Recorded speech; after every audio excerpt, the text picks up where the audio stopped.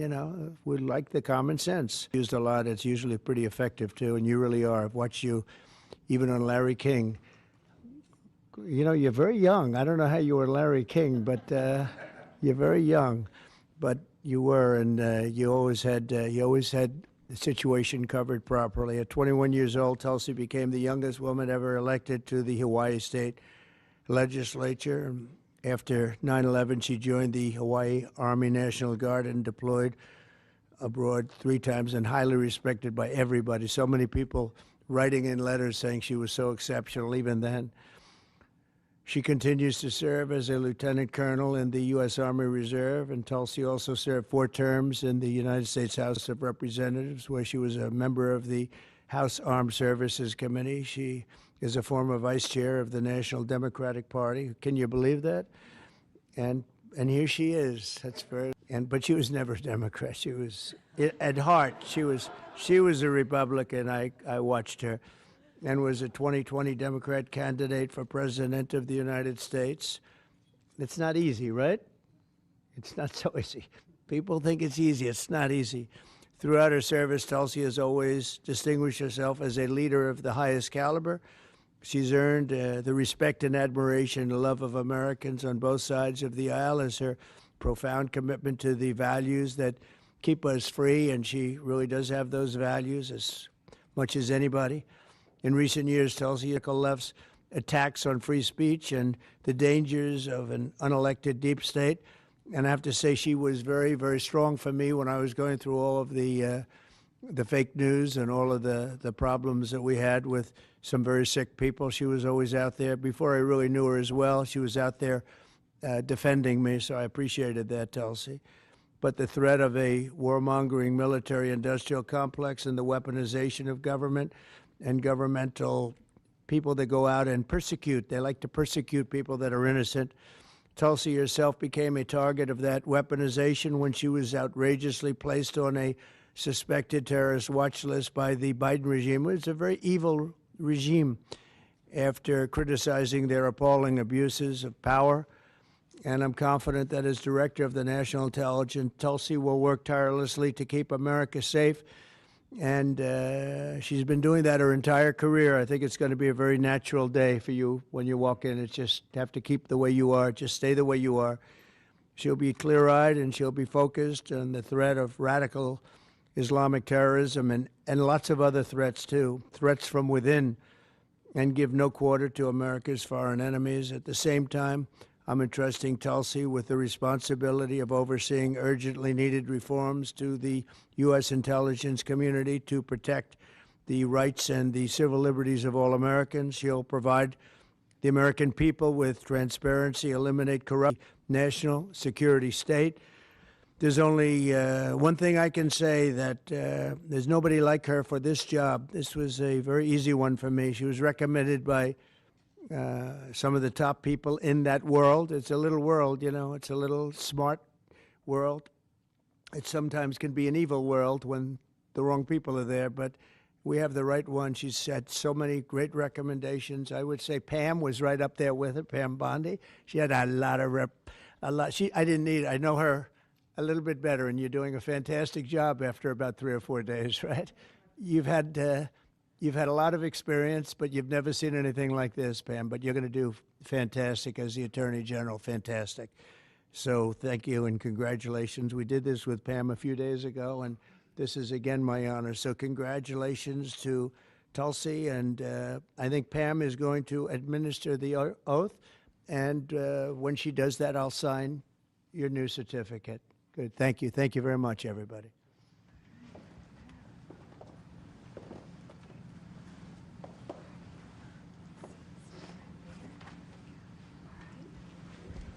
Please place your left hand on the Constitution and raise your right hand and repeat after me.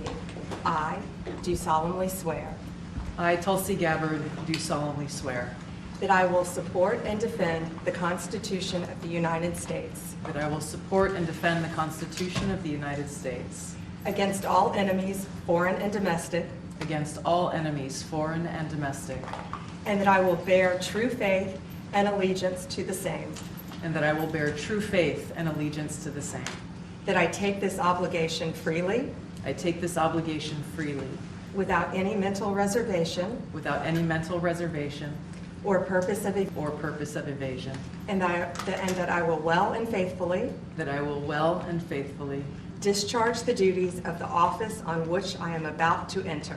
discharge the duties of the office on which I am about to enter. So help me God. Congratulations.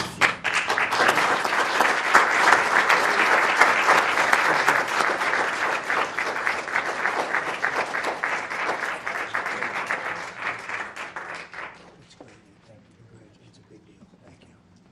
Okay, the Oval Office. Easy.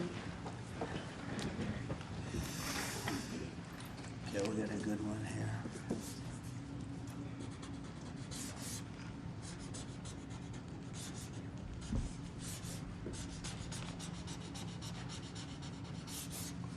Okay, not bad. Ready? I'll stand up. Come on over here, Abraham.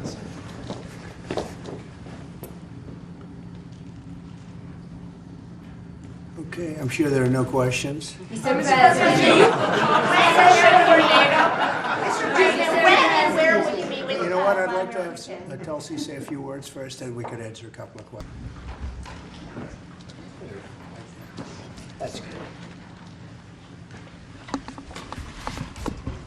Mr. President, first and foremost, I just want to say thank you from the bottom of my heart for the trust that you have placed in me to fulfill this critical position as Director of National Intelligence at any time, but specifically during this time.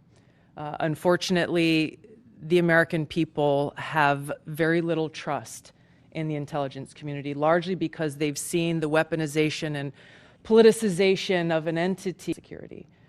So I look forward in this election to refocus our intelligence community by empowering the great patriots who have chosen to serve our country in this way and focus on ensuring the safety, security, and freedom of the American people. As you've said, Mr. President, this is what I've dedicated my life to, and it is truly humbling to be in this position, to serve in your administration, help to and ultimately to keep the American people safe. Last thing I'll mention that in your National Prayer Breakfast speech, you made a statement about your legacy of wanting to be remembered as a peacemaker. I know that I can speak for many of my fellow service members who are here today, veterans, Medal of Honor recipients, how deeply that resonates with us. For those who volunteer to put their lives on the line when duty calls, but to have a President and Commander-in-Chief who recognizes the cost of that sacrifice and ensuring that war is the last resort, not the first. So thank you for your leadership on behalf of my friends here and all who wear the uniform. We're grateful. Thank you. Congratulations. Thank you.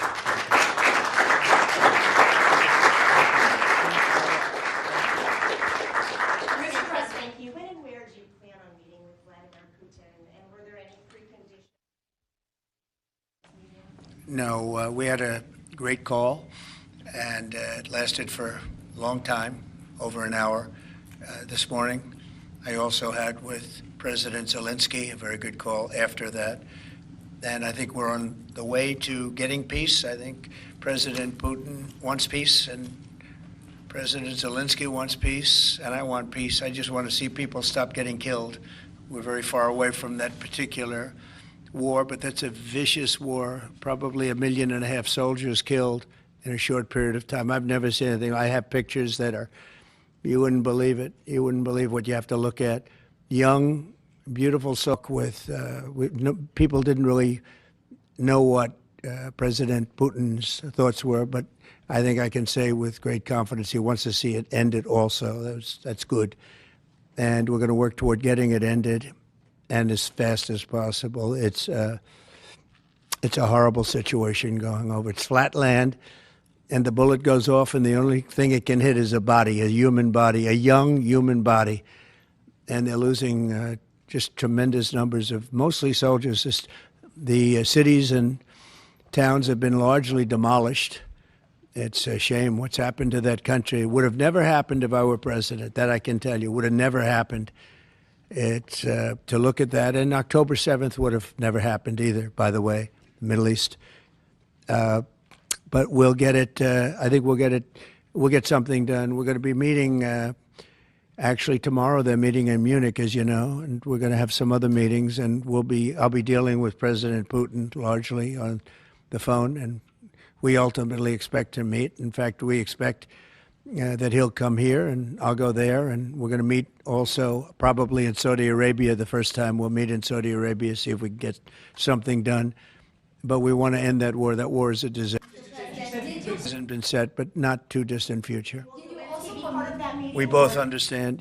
We know the Crown Prince, and I think it'd be a very good place to meet. So it sounds like that would just be a meeting between you and Putin and perhaps the Crown Prince, but not President Zelensky? Probably we'll have a first meeting, and then we'll see what we can do about the second meeting. Also commit to go to Ukraine? What about Ukraine? Did you commit to go to Ukraine? No, I haven't. I haven't committed to go to Ukraine. I would think about going. Yeah, I'd think about it. No problem. Say today, Mr. President, that if they receive your vision, what is your plan to end this war? Like today, Secretary. Well, I'm not going to tell you my plan. I can just tell you we've made a lot of progress. This should have been done by Biden, not by me, because this has been going on for now a long time, years. And it should have been done by Biden.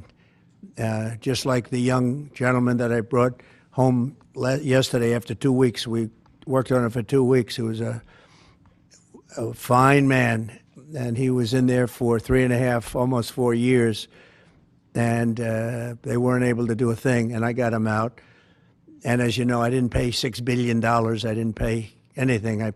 We did a trade, and we did a good job. We got him out in 2 weeks. He should have been out years ago. Really should have been out years ago. NATO membership for Ukraine? I don't think it's practical to have it, personally. I know that our new Secretary of Defense, who's excellent, Pete, made a statement today saying that he thinks it's unlikely or impractical. I think probably that's true. I think long before President Putin, they said there's no way they'd allow that. Ukraine cannot go into NATO.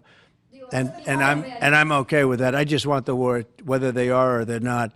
But it certainly would seem to be that most people have said that is something that's not going to happen. Are you freezing out President Zelensky of this process a bit? Isn't there a danger of that? No, I don't think so, as long as he's there. But, at some point you're going to have elections, too. You're going to have an election. He says he wants security assurances, Mr. President. What does that look like?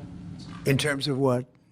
If the war were to end, he says he wants guarantees of security. We'll see what that means. I think when the war ends, one thing he was very strong about, if it ends, he wants it to end. And that's President Putin said that. He wants it to end. He doesn't want to act about the possibility, I mentioned it, of a ceasefire so we can stop the killing. And I think, sure. Do you expect Ukraine? Say it, what? Do you view Ukraine as an equal member of this peace process? It's an interesting question. I think they have to make peace. I said that was not a good war to go into, and I think they have to make peace. That's what I think. Why did you decide to provide support to Ukraine? Would you support Zelensky ceding territory or exchanging territory in any agreement to end the war? Well, he's going to have to do what he has to do, but, his poll numbers aren't particularly great, to put it mildly. He's got a country where, it's been savaged and attacked. And he's got an army that's been very, very brave, actually, despite the fact that, we've given him, in my opinion, $350 billion. That's what the real number is. You don't hear that number. And Europe has given, in my opinion, $100 billion. And they've done it in the form of a loan. And I have a Secretary of Treasury right now who's actually quite brave. He's over in Ukraine on a train. And there's a lot of things happening around that train that aren't so good. And he's going there to get a document done where we're going to be assured that we're going to, in some form, get this money back, because we're putting up far more money than Europe, and Europe is in far more danger than we are. We have an ocean in between. Europe has nothing in between. They have in between? They have Ukraine in between. So wait a minute. So, as you know, Europe is putting up money, and they're getting it in the form of a loan. And the United States under Biden didn't do loans. They just handed money every time somebody walked in from Ukraine. They just handed them money foolishly. This should have never happened. It should have never started. And once it did, other things should have happened. Other things should have taken place.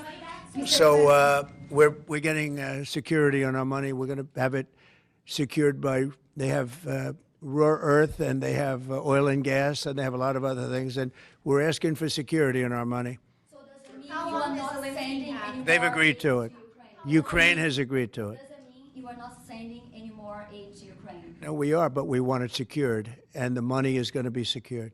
When will the U.S. stop sending funding? When will the U.S. stop sending funding? Because if we didn't do that, then Putin would say he won. We're the thing that's holding it back. And frankly, we'll go as long as we have to go, because we're not going to let the other happen. But President Putin wants to have peace now, and that's good. And he didn't want to have peace with Biden.